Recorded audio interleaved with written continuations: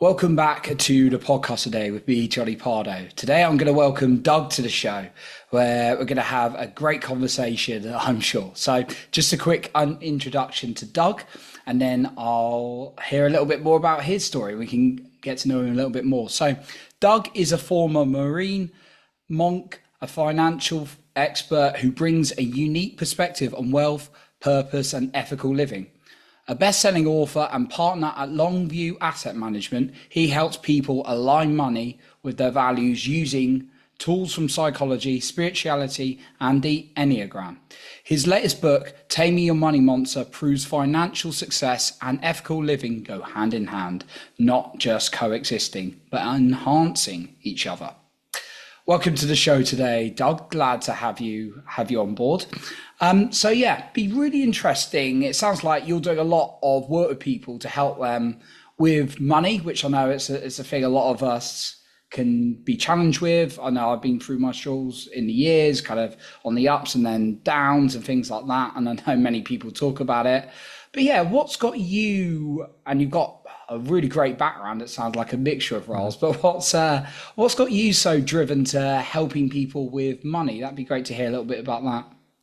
Well, I part of it was just all my struggles that I went through trying to figure out my finances and all the hardships I went through and the hardships that I saw the people around me going through that were created a lot of unnecessary suffering for folks. And just a quick update to my bio. I actually exited my business as a partner at Longview last year to become a full-time author. So now I'm a writer, speaker, and coach, and that's my full-time gig these days. But yeah, so I really, I kind of there's a long-winded story to kind of really give you a full answer to your question, which is kind of goes back to, of course, childhood issues, which we all have. And I grew up in a fairly affluent family. My dad was an executive for an oil company, um, and he was a good man in many ways, loving and kind. But when my parents divorced, money kind of got weaponized. It became the tool that they used to kind of harm each other and control their children. And it felt like a lot of things were conditional, like if you do what we want you to do, you get stuff. If you don't, then you don't. And so it was sort of this kind of transactional relationship to money and to love and affection that often cropped up. And so I really rebelled against that. My brothers and I all did in different ways. I mistook my parents' money monsters or their issues with money for something inherent in money itself. And so I really pushed money away. I was very avoidant around dealing with finances. And eventually, went off and joined a monastery to vow poverty for 20 years because I thought, money was kind of the root of all evil in so many ways. And I actually have a twin brother, and he ran off and became a homesteader in upstate Vermont. And my older brother ran off and joined a grunge band in Seattle. So we all kind of took a vow of poverty in different ways because we just didn't want to deal with this world of money.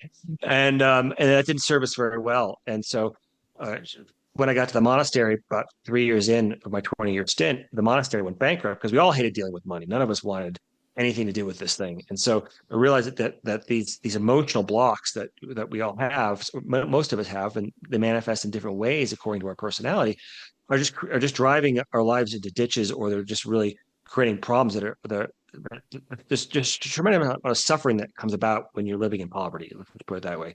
Everything you don't want, all the socioeconomic stressors that fall on top of you are just incredible. And so everything that you don't want that's bad in life tends to happen to you more when your socioeconomic status is somewhat depressed, because poor people have higher rates of obesity, drug addiction, alcoholism, domestic violence, workplace injury, suicide, everything you don't, mental illness, all these things go up as your money stress goes up. And so really, it's been my goal to try to, I sometimes call myself a suffering prevention specialist. Like I'm trying to just prevent people from having to deal with the kind of suffering that I've seen around me because from a lack of financial literacy is one part, but really, and that was my first book, From Monk to Money Manager it's a how-to book of, the nuts and bolts of how do you build the basics of a robust financial life. But now I've really kind of gone in a new direction with this new book, Taming Your Money Monster, which is about the Enneagram, which is a personality system we could talk about in a bit.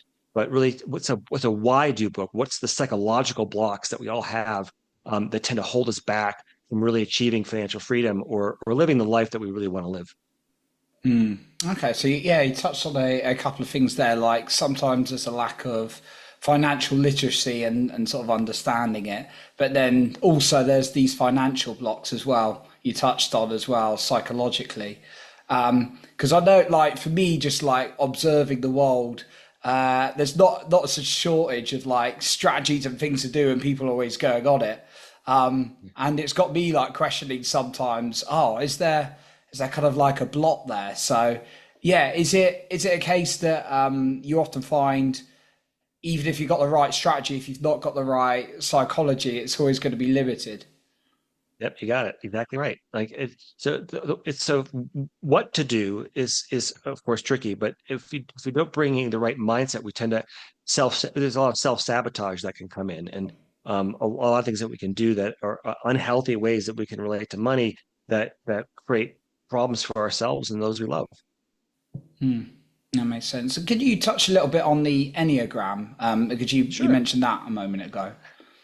Yeah, so the Enneagram is sort of it's an ancient system. It goes back, to who knows when, because it's sort of like the what it really is the physics of consciousness. It helps explain how consciousness develops inside of a human being, and how our egos develop. And so it's like mathematics. Who discovered it? Well, it's always been there, and we're still learning more about it every day. And we didn't really get it wasn't until like the latter of the past 100 years or so that we've really been able to take the Enneagram, which goes back to ancient Egypt and Greece and the Desert Fathers. You can find traces of it in the Iliad, the Odyssey.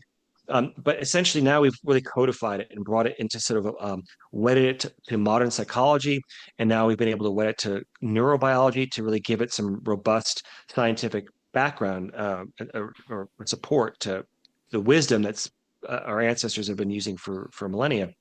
But essentially, you have to think of your personality having two components. There's the nature part, that's your DNA. It's more or less fixed. I mean, gene expression can be turned on and off by environmental stressors, but that's sort of your default settings that you don't have a lot of control over.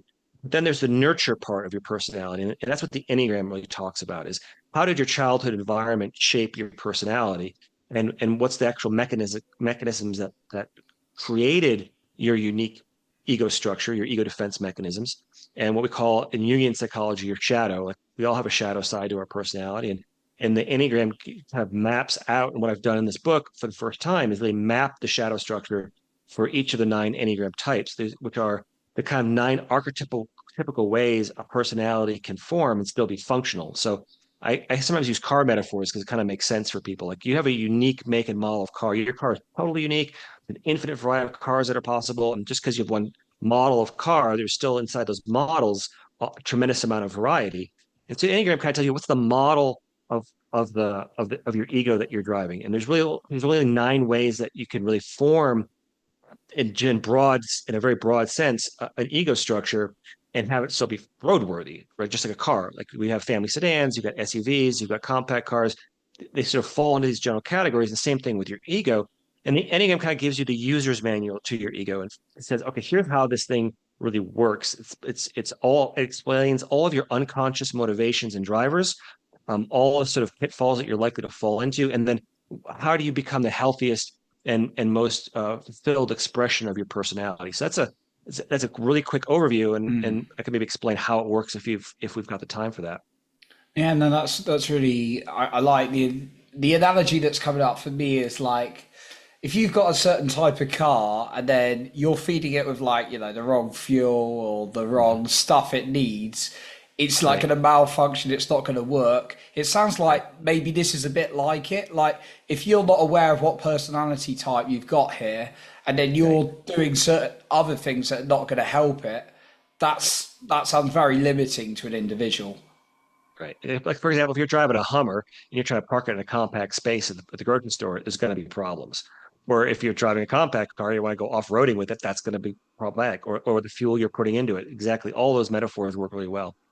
That makes a lot of sense. So, yeah, does this apply to money or wider as well? Those nine types. Yeah, so again, we've got these nine ways of dealing with reality, of approaching reality, and then I've layered on top of it what I call the attachment theory of money, which is similar to the attachment theory of relationships for anybody listening who might be familiar with that. But what it says is essentially the attachment theory of money, which I developed, says that there's basically two unhealthy ways that we can relate to money. One is to be over anxiously attached to it, kind of like your Ebenezer Scrooge mentality, people who are just a little too hyper, the Gordon Geckos of the world, greed is good. Like where money is not put in its proper place and it's sort of controlling the person rather than the other way around. And maybe creating a lot of suffering for the people around them. Or there's like my type, which is the avoidant type, which is where I've been, is like I would put money away and like didn't want to deal with it and wanted to live in a monastery where I would hopefully not have to deal with the world of materialism money.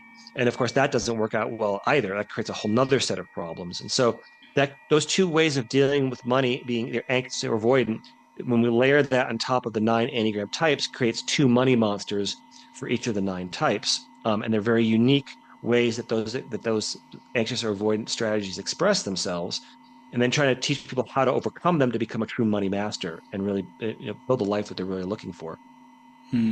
So can an individual, just for my understanding and the listeners' understanding, maybe can it's not that you can choose what personality type you want to be or whether you're anxious or avoidant. That's what you are, but it's about Yeah, understanding what you are and working with it. Is that right? right. It's already there. It's not trying to put you in a box. It's just explaining the box that you're already in. Because like these personality types happen in early infancy. These ego defenses, and and it's necessary. Like it has to happen in order for you to individuate and have a unique identity and sense of self. But yeah, you've got these unconscious motivations that are, if you're not careful, can really drive your life into a ditch in many ways. Got you, got you. Okay, and like some people have got like money like figured out, like just like it's very like natural to them. I know it's not so much for other people. Would you say in those cases some people are just unconsciously doing it right? They're just knowing what to do, and then yeah, Well, or they've put the time and the effort and they've yeah, they've done the work. It doesn't come easy, I say, to anybody. But even people who are wealthy, like I don't want to, just because you have money doesn't mean you're a money master exactly. Like there's a lot of wealthy sure, people out there. Like my dad was a good example. I mean, again, not trying to pick on him too much, but like, he made a lot of money, but he had these money monsters that were driving him and that created, problems for him and those around him unconsciously. So it isn't just about the size of your bank account, but it's like, how are you spending this money? How are you using it as a tool for love and service in a suffering world? Which is what I think that's why we're called to be wealthy in many ways. Is like not just to live a life of leisure and luxury, but like, okay, now you have this tool. How are you going to use it to like fix the crack in the world that you were designed to fix? yeah. No, thanks for sharing that point as well. Like even because sometimes there's the perception, I know I've been guilty of doing it, of like being like, oh, that person's got a lot of money, they've got like no problems kind of thing. And it's a very, No, very naive way of no. looking at the world. I learned that one. That's years ago. There's no suffering free path in life, right? No. There's going to be suffering no matter which way you go.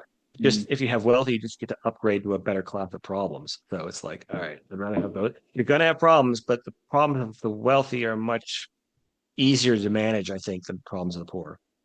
No, no, it's very like insightful the awareness I've had over time. When I was younger, it's like when I get money, I have no problems, kind of thing. And there's that evolution of realization in life, and then speaking to people with a lot of money and knowing a lot of people with money, and it's like, yeah, they still got a lot of problems. Yep. They're Yep. alive. Yep. No, That's just life. yeah. So what got And you, I was, Doug? Sorry, carry on. go ahead. Oh, I just want to clarify. So, just when we talk about the money monsters being anxious or avoidant, like it can manifest in different areas of your financial life as well. So, most of us are not one style of anxious or avoidant. We tend to often be jumbled. And so, uh, in different aspects of our financial life, and so I break it down into what I call the 4 pillars of finance, which are earning, saving, investing, and giving.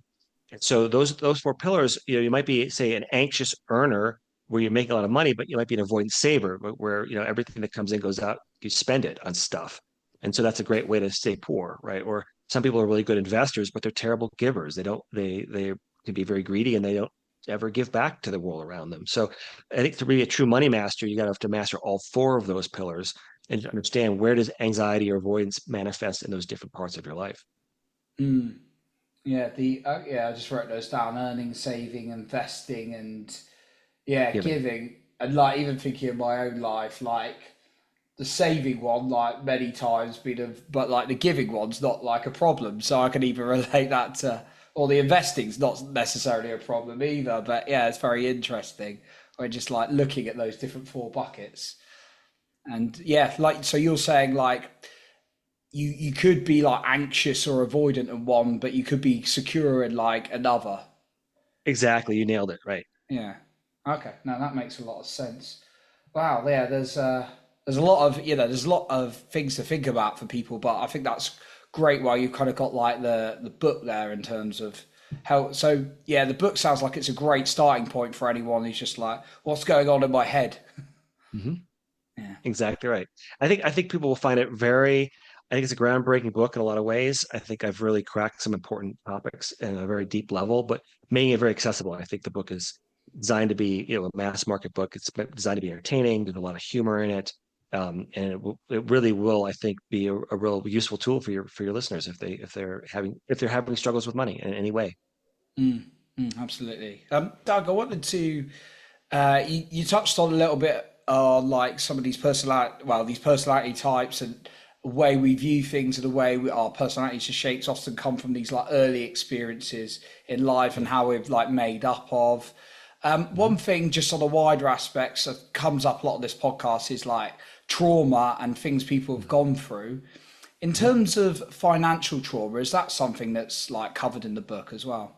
Oh, absolutely. I mean, that's what the book is really all about. It's hard. It's like it's trying to help you confront and face and overcome your childhood traumas, which are creating most of the stressors in your adult life. And so, money trauma is a big part of that. And we now know that, like, I think what was a study in Forbes magazine that said like a third of millennials have PTSD from financial trauma. And that number just keeps going Wow. up. That study was pre-pandemic, so I imagine it's much higher now. That the number of people walking around the planet with money trauma is huge, and so that's what causes the money anxiety or money avoidance. That's the thing we're trying to get down into. But those money traumas in our childhood often go much deeper than just money. So it's like, yes, it's a money trauma, but it's also a deeper psychological imbalance that was in your childhood environment that needs to be addressed and then hopefully healed and overcome so you can get to that healthy secure relationship with money in all aspects of your life. And in terms of like the healing process as well and working through that, is that something that you feel like can be is going to take time, or is there kind of ways that we can hit? Because some people got different theories that there's like a kind of very quick way of healing. Just I'm wondering uh because some people may have gone through that experience in childhood of like their parents always worrying about money and being scared about yeah, money for years. yeah, They're going to be yeah. like, will I ever recover from this? The answer is yes, but it's not going to, there's no quick fix. Like Mm, if there was just a pill you could take or just a mm, mantra you could recite that was going to solve it, that would be easy. We'd all be doing it, you wouldn't need an entire book on the topic. So the answer is, it's not easy. It's a lifelong journey, but we can make steady and incremental progress every day. And so it's about just having the courage to face those issues and wanting to overcome them and so that you can live a happier, healthier life. So again, it's all about psychology and mental wellness, and those things.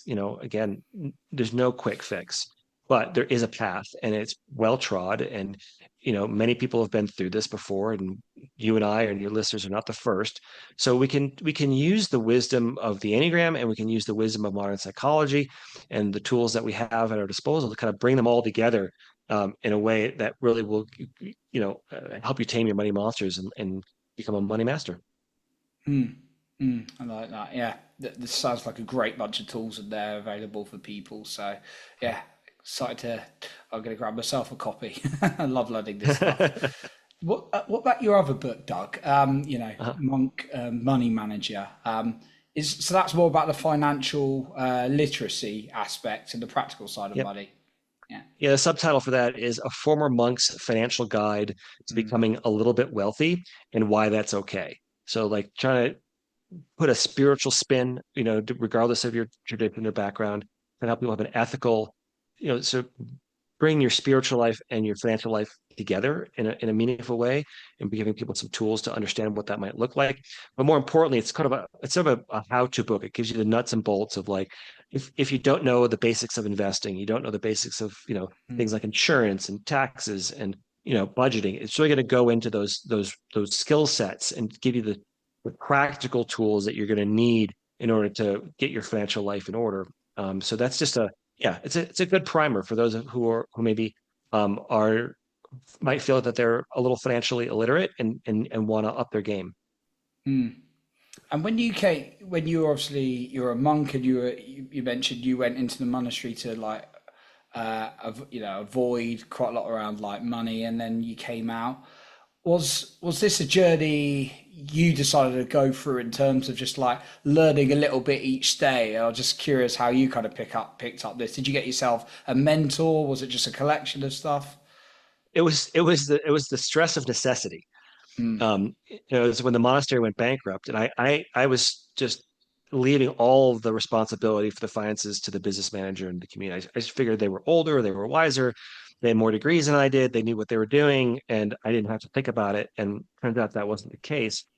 Because I was living in a community where all of us were really avoidant around dealing with money, and we took the vow of poverty a little too seriously, apparently. And so, when this crisis point came, it's like, okay, now how am I going to solve this? So I just went to the bookstore in town, the biggest bookstore, and grabbed every book on personal finance I could find, and just started reading them cover to cover. And it took, it was a crash course of self learning, but I eventually took about 2 to 3 years to really get the finances of the community solid, and out of go through the bankruptcy process, clear the debts, then a lot of other things, making sure our revenue and income stream were steady, and budgeting, and was more coming in than going out. All those things needed to happen, took time, but eventually I managed to pull it together. Mm. So it sounds like lots and lots of learning. You went away, but then also practically applying that to the world Right. from that consistently and like regularly. Um, yeah, I'm just curious, like, what your thoughts are on like your environment and the impact of that on your finances. Like we talked about, obviously, maybe if there's early childhood, you got parents who might be very scared about money. That might go into your system, or probably will go into your system. But Mhm. like now, like where we are now, where the listeners now, like as adults, is there a role in the environment impacting on how you do in terms of the people you hang out with? Does that have an Oh, of impact on your course. finances? Yeah, I mean, your social network is key to so many elements of life. First of all, it's critical for your mental health and well-being to have community and friends and support and Mm, family. But then, the quality of the people you're hanging around with, directly influence, how you're going to view reality. They're going to be the people around you are the ones who are mirroring you and showing you what's good about what you're doing and maybe what's not so good about what you're doing. And the higher the quality of the community that you're in, the more effectively they're going to mirror you and teach you and help you learn and grow more effectively, and support you in that journey. So mentorship is really important, and mentoring others is important. And yeah, I can't. There's a lot of this out there, but you're it's sort of a cliche. It's not what you know, it's who you know, and sometimes that's very true. And who you know is that circle of community around you. And if that's a really robust group, and that's a group of high performers and high achievers, they're going to help you become a more high performer, help you improve your game just through their example. You're going to be motivated, inspired, and then you're going to be able to pass it on to others. mm, yeah, no, that's a point. Yeah, that I've learned as well. Like over time, it's like very much in a hangout of people who, and I've still got the people in my life. I've not blown off people like at all, but it's like when just hanging out with people, and it's very much like, oh, I've got this sort of like basic job. I'm doing this. That's great, and but I was kind of doing that. But when I started meeting more and more entrepreneurs who are doing well, kind of pushed me to make more in business and things like that. So I've noticed the impact as well. It's had. So yeah, the social group sounds like a big impact in your world as well. And what you Absolutely. yeah, love that. So yeah, Doug, before we sort of like wrap up today, I just wanted to ask you. Is there maybe a final point that you wanted to re-emphasize or maybe share that you haven't? And then also, where can the listener find out more about you and obviously grab your books because that goes a lot more into detail in that as well. Yeah, I guess the final point is just, I just really encourage people to dive deep into the Enneagram a little bit for those who aren't familiar with it. Or Mm, it's a pretty popular system. A lot of people out there probably have bumped into it at some point.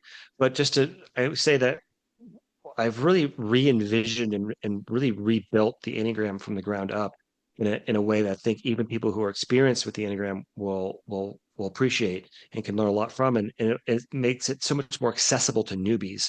So people who haven't studied the Enneagram before, I think this book is going to make what's a very complicated system much more streamlined and linear and easier to comprehend. So check out the book. I guess it's my biggest ask or request of your audience is check out Taming Your Money Monster, 9 Paths to Money Mastery with the Enneagram. It's now available for pre-orders. It releases July 8th in about 4 weeks or so, and it's now available for through booksellers everywhere. And if you want more information and you want to reach out to me, or I do keynotes, I do workshops, I do coaching and consulting. So if you want to learn more about that, go to my website, which is douglynam.com. That's DOUGLY, N as in Nicholas, AM as in Michael, and you get all the resources you could ever want there. oh, amazing. Yeah, be sure to check out Doug's book. I'm going to grab the Taming the Money Monster as well. So straight after the show. So it's exciting to always learn about that. So Doug, I know there's so much value you offer, so we'll be definitely sure to link all that in the show notes below. Um, we're only touching the surface today, so I know you're really helping people with that. So thank you, and thank you for coming on the show today. Thanks, Johnny. Great to be on your show, and maybe we can catch up again down the road. I really enjoyed talking to you. Of course, thank you. So that concludes our episode for today, and remember to lead with your heart and not with fear.